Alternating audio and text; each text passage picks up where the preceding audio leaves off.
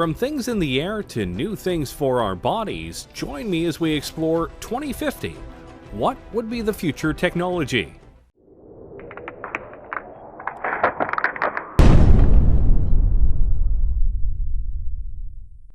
We are in the year 2020, and if we're being honest with ourselves, technology is incredibly advanced, and we're making strides that can push things even farther.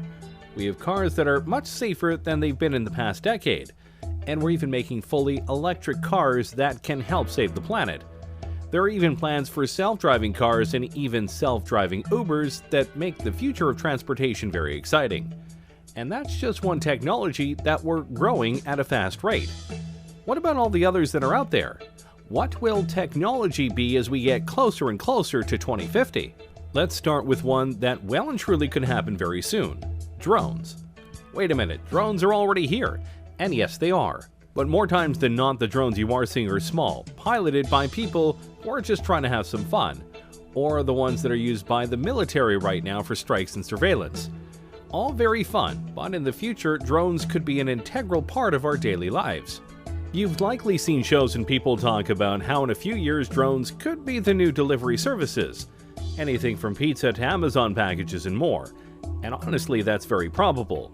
Drones right now can be incredibly sophisticated, and some TV shows actually use them for sweeping and aerial shots as they film.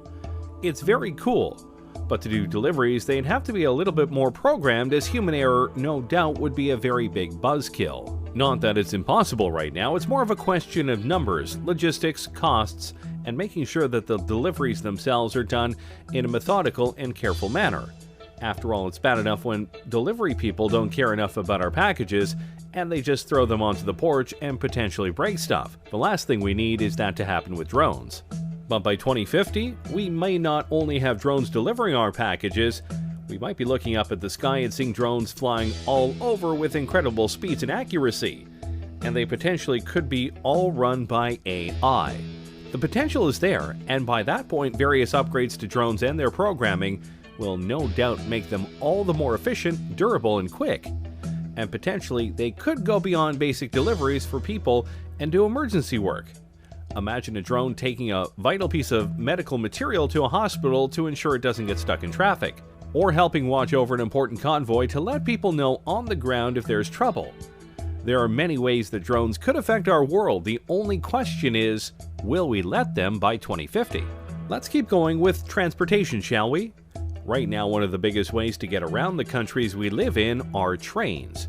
Trains ferry people and all sorts of cargo around in an efficient and reliable manner, which is why they've been in use for hundreds of years. But if we're being honest here, while trains are efficient and reliable in certain ways, they aren't exactly fast, especially when it comes to passenger and freight trains.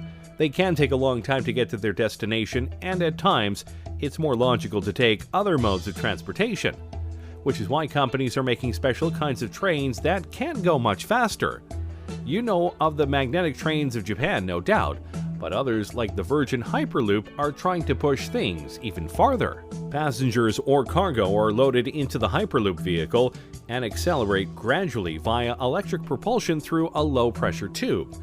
The vehicle floats above the track using magnetic levitation and glides at airline speeds for long distances due to ultra-low aerodynamic drag. Science fiction? Hardly. In fact, the first vehicle of the Hyperloop has already been tested and proven, and some larger tests are being scheduled for the next few years. And if this works, traveling across the country will be much faster. How much faster? The Hyperloop aims to send people shooting across the tubes that they make at a rate of about 600 miles per hour. Which means if they were able to do this across the entire United States from east to west, or vice versa, you could travel across the whole country in about 5 hours, give or take.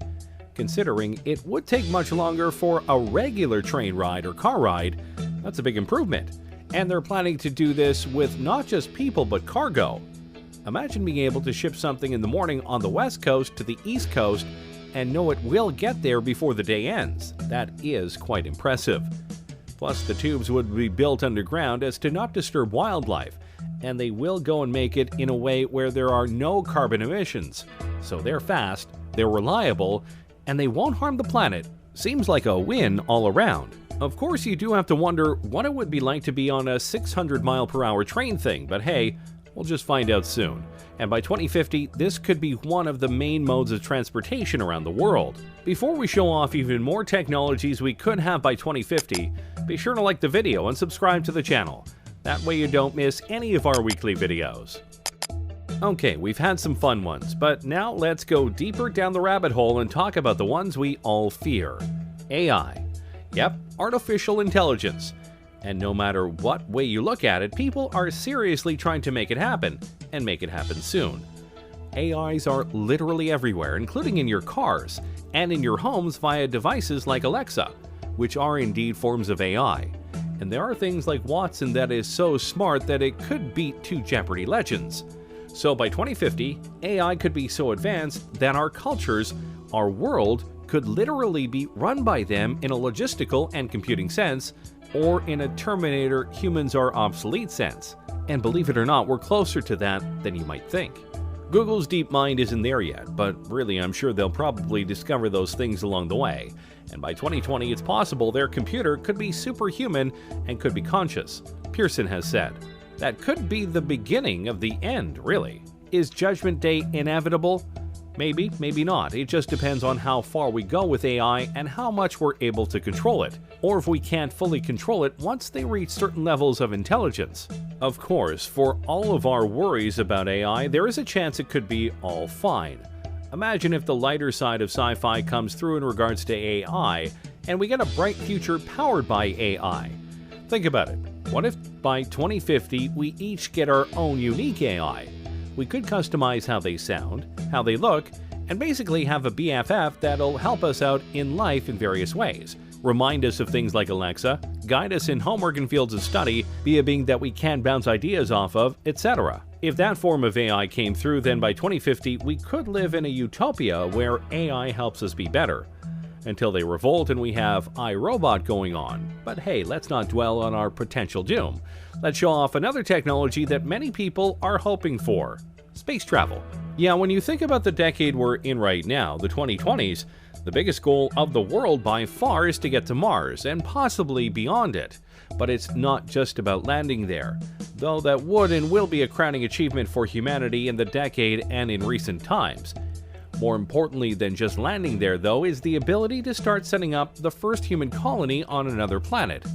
We've been to the moon many times, but we haven't tried to live there for various reasons.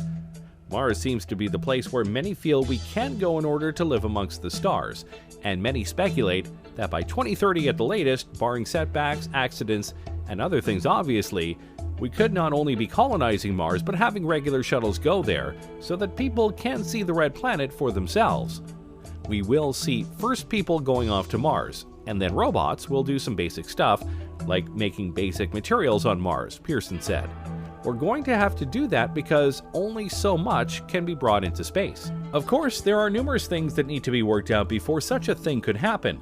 But we have top men on this, including Elon Musk and the SpaceX program, Jeff Bezos via his Blue Origin company, and more. Each of them, and NASA among others, are working on not just getting us back into space, but getting us there via cheaper, smaller, and reusable spacecraft, something that honestly has been a setback for the space program over the last 20 years. But if we are able to do it, if we are able to get to Mars, get there faster, and be able to colonize it, then by 2050, who knows where we will be? We could have multiple colonies on Mars, maybe some on the moon, and maybe even colonies on moons like Titan and Europa, which some think could be even better places to colonize than Mars. It's possible, but obviously Mars is the place that we are aiming for right now. With each step into space, humanity grows larger in the universe, and who knows just how many of us will be out there by 2050. Alright, now let's dive into something really sci-fi: prosthetics. Yeah, I know that right now prosthetics are very limited, and at times a bit pointless. But if we were able to fully utilize computer technology to its fullest, and make prosthetics that are fully compatible with the human brain and body, then the sky is the limit. We could enter an age where cyborgs are not just welcome, they're commonplace. And yeah, it may seem like we're far away from that, but we are getting closer to that point. James Young, a 25-year-old biological scientist, has a prosthetic arm, with a personal drone and built-in flashlight. and a French artist is using a prosthetic that doubles as a tattoo gun. That's pretty cool. Imagine if a police officer loses an arm in the line of duty. Usually that would mean the end of his career. But with an advanced prosthetic, he could literally be better than ever if it were advanced enough. The biggest problem with these fake limbs is that most of them are plastic, meant to convey that the arm or leg is still there, and thus still usable. The bridge to cybernetic implants lies in the brain, being able to use the computer tech to sync with the brain and give accurate commands. We haven't fully bridged that gap yet, but when we do, dang, life is going to get a lot more interesting.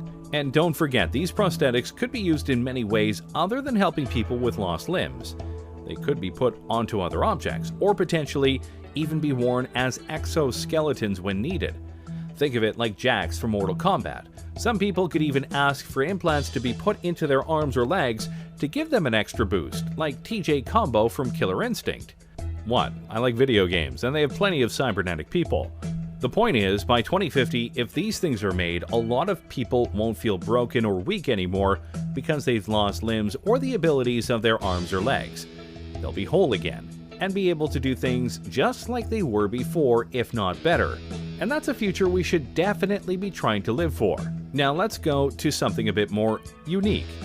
Look at yourself right now. Specifically, look at the clothes you are wearing right now. What are they made of? What do they feel like? What do they look like? Of all of these answers, I bet none of them are, they look like they could give me superpowers, because they can't. Not yet, anyway. Think about it like this. What if the clothes you are wearing right now felt the same, looked the same, but could do more? With the growth of nanotechnology, your clothes could potentially be embodied with various materials or technologies that help you improve your strength, durability, and more. For example, what if you had a shirt on that was light as a feather, but could absorb impacts and leave you with no injuries? That would be pretty impressive and important, especially in this age of gun violence we live in. Or what if the uniforms of firefighters made them completely heat-resistant and burn-proof, further ensuring that they are able to do their jobs without much risk to their lives? The technologies that we can put into clothes is out there, and some people are working on it right now, both in terms of multiple functions, but also cosmetic appeal. Imagine if by 2050 we have the ability to craft whatever kinds of clothes we want, and even select what kind of abilities they have. Imagine you wear a special kind of top that has a special pattern on it, and when you press a button or say a keyword, that pattern unfolds and suddenly you have wings on your outfit. Wouldn't that be cool? If done right, this could be the newest wave of fashion and style in the future. See, the future is hip. I'm sure that last one left you drooling, so let's temper your expectations and talk about school. Yes, it sucks, and learning can be a chore, but in the future it may be a lot more interactive. Over the last decade or so, computers in schools have been a must-have for various courses. But if the advent of virtual reality simulations come through as many expect them to, it could lead to all sorts of innovations in the classrooms that could help kids with what's going on. You could take students to an environment in the past and show them what was happening, like watching a battle taking place, Pearson said. You can explain that sort of thing more easily if they can see it happening than if you are looking at a textbook. Oh yeah, history and geography classes would be much more fun, that's for sure. Or imagine an audiobook, but instead of just an audio, you could see the characters coming to life before your eyes, and you watch them interact with others. Heck, school plays could have projected environments to make things seem more real. And of course, you could have virtual tutors to help you with problems that the teachers aren't able to help with. Education is definitely something that can benefit from advanced technologies, and by 2050, our school systems could be so revolutionized that you have to try really hard to fail class. Though I'm sure some of you would still try. Finally, let's talk about something that I'm sure you'll be horrified to hear. In the future, you likely won't need a phone. I know you're stunned, but think about it. Right now, smartphones are becoming more and more advanced every single year. New features, new programs, etc. But by 2050, your phone won't likely need to exist because you'll have access to it and more via something else. What exactly? That depends on the technology.